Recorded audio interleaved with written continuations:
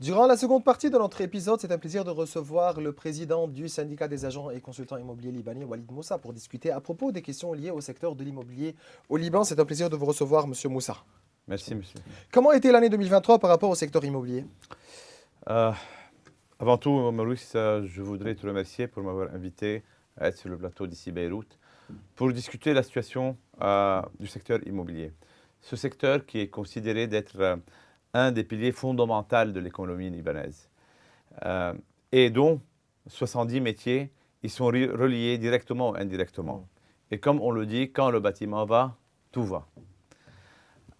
Actuellement, on est, comme tu le sais très bien, que pendant l'année 2021, les années 2021, les gens ont pu, on a vu un essor immobilier et les gens ont pu investir dans le secteur en payant par chèque et en faisant sortir leurs dépôts en achetant des biens immobiliers. Et le secteur a prouvé sa puissance car aujourd'hui, on est dans une situation où ces gens même peuvent vendre les biens qu'ils ont achetés en chèque, en cash. Actuellement, on peut dire qu'on est dans un repos, dans un coma. Et, pourquoi? Repos, c'est différent qu'un coma. Oui, parce que vraiment, je dis repos Qu'est-ce qui se passe? parce que il y a beaucoup de raisons extérieures au secteur lui-même qui font de sorte qu'on est dans cette situation. C'est pour ça, est-ce que le marché Et, de l'immobilier existe toujours au Liban? L'intention et la demande existent, mais on pourra discuter quelles sont les raisons, disons, de ce ralentissement. Mais la situation actuelle, on a un ralentissement, un repos, un coma. Oui, mais parce qu'aujourd'hui, les demandes d'achat d'appartements pour installer un fils, une fille qui décide de se marier ne constituent pas un marché. Bien sûr que non. Et malheureusement, en l'absence de crédit immobilier, Ah, ce luxe-là, le financement, bien c'est sûr, l'absence du financement. ce luxe-là n'y est plus. On peut pas, les gens, les Libanais ne peuvent pas acheter des biens immobiliers, des appartements en payant la totalité de la somme en cash. Et c'est impossible. Il n'y a aucun secteur immobilier dans le monde qui peut survivre sans prêt immobilier ou financement. C'est ça. Euh, Parlons du benchmark. Quel est le benchmark pour le moment pour évaluer les prix de vente d'un appartement comparé au prix avant 2019? Euh, il faut diviser les régions. En divisant les régions, on divise le pouvoir d'achat. Je m'explique. Dans des régions déterminées, on a un pouvoir d'achat élevé qui dépend de certains métiers au Liban qui ont un income en fresh dollar. Hein. Et en même temps, dans cette même région, on a beaucoup d'expatriés qui ont un pouvoir d'achat qui vient de leur travail à l'extérieur. Dans ces régions-là, on remarque que le prix s'est relevé. On est à 25% de moins, à peu près, 25% de moins de l'année 2019. Ok. Si tu me demandes quelle région, je te dis dans des régions de Beyrouth, downtown, certaines régions de Ashrafieh, Ras Beyrouth, Ramat Donc, on al-Baïda, est près des prix enregistrés avant 2019. 25%. D'accord. On est à 25% de moins. Vous considérez ça bien? C'est bien? Ou bien c'est... Oh, c'est bien, cela prouve que la demande existe toujours et Ah. que le secteur, c'est un secteur assez, disons, c'est dans notre culture de toujours vouloir acheter. Mais Et autre que l'absence du financement pour l'immobilier aujourd'hui, quelles sont les conditions ou bien quelles sont les raisons du ralentissement de ce secteur? oui, mais il faut que je continue la Ah, première partie en ce parce qui que, concerne oui, les parce prix. qu'il y a une seconde partie, parce que ça, le 25%, ça représente 20% des Mm. territoires libanais. Mais, Mais les autres 80% qui sont hors Beyrouth et hors les régions où il y a le pouvoir d'achat, on est à 50% de moins. On est toujours à 50% de moins. Alors, on a deux prix. Il y a une qui est à 25% de moins, une autre à 50% de moins, dépendant le pouvoir d'achat. Là, il y a un pouvoir d'achat qui dépend des expatriés ou de certains business qui sont au Liban et qui marchent bien.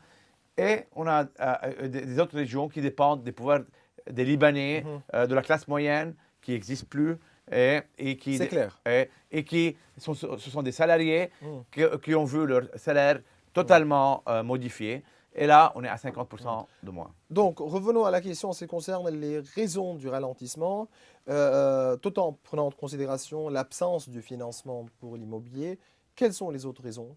Situation politique, sécurité. On commence. Absence de financement. Les Libanais ne peuvent plus avoir des crédits immobiliers pour s'acheter des maisons. Et cela n'existe dans aucun pays civilisé, au moins. Deux, l'absence de financement pour les promoteurs. Parce qu'aussi, on a besoin de financer le promoteur pour construire. Les promoteurs ne peuvent pas financer tous leurs projets en Injectant de en leur injectant propre de leur argent. propre, bien sûr. Deux. Trois, la fermeture des registres fonciers et le Ah, c'est cadastre. ça. La Et- grève des fonctionnaires, le registre mais bien sûr, foncier. il y a beaucoup de gens qui ne veulent même pas mettre un sou s'ils ne peuvent pas transférer leur propriété en leur nom. Quoi de nouveau à propos de cette grève-là, du registre foncier, des C'est fonctionnaires? un roman Oui. parce que là, chaque semaine, on a une nouvelle histoire et ce sont des belles histoires parce que on nous dit que bientôt Mais pourquoi c'est seulement au ça va Mont-Liban? finir. Et pourquoi au Mont-Liban? Et on l'a toujours dit. On refuse, on est totalement avec, disons, on est anti-corruption, on est avec la transparence. Il Mais faut la corruption combattre- n'existe pas comme au il faut Liban? pas, mais il faut pas viser une région déterminée. Il est interdit d'avoir seulement des Ah. juges qui ont l'audace d'ouvrir et de faire des investigations sur la corruption dans une région déterminée. Et oublier que le pays est un C'est pays... ça. Donc, certainement, on est tous contre la corruption, mais dire que cette corruption n'existe qu'au au Liban, ça c'est catastrophique. et c'est pour ça que le Mont-Liban maintenant souffre depuis déjà plus qu'un an. C'est le Et- plus grand, c'est le plus grand registre foncier au Liban, le Mont-Liban. Oui. Je parle ici au niveau du Nombre de transactions. transactions Au niveau de immobilières transactions, enregistrées. c'est le plus grand registre. Et là, on a vu, Mm. et c'est pour cette cause-là, qu'il y a à peu près 150 000 opérations qui n'ont pas été enregistrées maintenant. Il y a 70 qui ont présenté leur demande et peut-être il y a environ 80 000 qui attendent l'ouverture pour pouvoir enregistrer Et les notre demandes. gouvernement cherche aujourd'hui à imposer de nouvelles taxes et de nouvelles impôts pour pouvoir financer le budget et collecter des recettes. Et voilà, nous Il a avons ici des perdu- sources. Il a perdu à peu près, dépendant de nos calculs, 110 millions de dollars avec cette fermeture. Les 110 millions de dollars, tu le sais aussi bien que moi, qu'ils auraient pu l'utiliser Certainement. à financer 1000 choses qu'on en a Certainement. besoin. Quelles ont été les conséquences de la guerre au sud sur le secteur? Vous avez ajouté? On n'a pas continué les raisons Il reste- Ok, donc nous avons dit manque de financement, financement pour les acheteurs, manque de financement pour les promoteurs, promoteur, on a le parlé registre du foncier, et le bien foncier, grève des fonctionnaires. Ah, c'est ça. instabilité politique Et sécurité. et sécuritaire. On a vu pendant les 3 derniers mois, la situation était catastrophique. Et les gens n'ont plus envie de prendre le risque d'investir leur argent sans sécurité, sans stabilité. Et la cinquième raison, Mais de tout temps, l'investissement dans l'immobilier était un investissement sentimentale, sentimental et Oui, aussi il l'est. pourtant un niveau de mais il y a un sécurité minimum. élevé. Oui, mais un minimum. Tu n'as pas de président, tu n'as pas de gouvernement, tu as un problème, tu as tout genre de problèmes politiques. Tu as eu les derniers 3-4 mois, on a eu le conflit avec Après les le 7 octobre. Israéliens, oui, après le 7 octobre. Vraiment, cette fois a été, ces trois derniers mois ont été catastrophiques pour Donc, le secteur. ce sont les raisons de ralentissement du secteur. La cinquième, c'est l'absence de la vision de l'État envers le secteur de l'immobilier. Parce qu'il y a un minimum à faire qu'on ne le fait pas. Ce sont les 5 raisons. Ça, c'est clair. Donc, vous avez bien mentionné les conditions sécuritaires, la guerre au sud, etc. Quelles ont été les conséquences de la guerre au sud sur le secteur au niveau de la demande, des prix, en prenant en considération le grand nombre de déplacés du sud vers des régions loin des frontières? Au début, on a vu une hausse de demande de location, sur les locations dans certaines régions. Et on a vu aussi les prix augmenter parce que c'est la règle de l'offre et de la demande. Il y avait beaucoup de demandes, alors les gens ont augmenté leurs prix. Mais ça s'est calmé 2-3 semaines après le début des conflits. Ça s'est calmé. On peut dire que le seul résultat ou la conséquence de cette guerre était disons, une crise jamais vue dans le secteur. Vos remarques au niveau du budget 2024 par rapport à l'immobilier, vous dites quoi? C'est un budget sans vision. C'est un budget qui ne vise qu'à collecter les Mm. impôts. C'est un budget qui oublie qu'il y a un secteur qui s'appelle le secteur immobilier et dont dépendent 70 métiers, comme on l'avait dit, 70 métiers qui sont reliés directement ou indirectement. On a vu qu'il n'y a aucune initiative pour encourager les investissements immobiliers. Moi, j'aurais, si vous me demandez quels sont les points ou les remarques, je vous dis, je commence par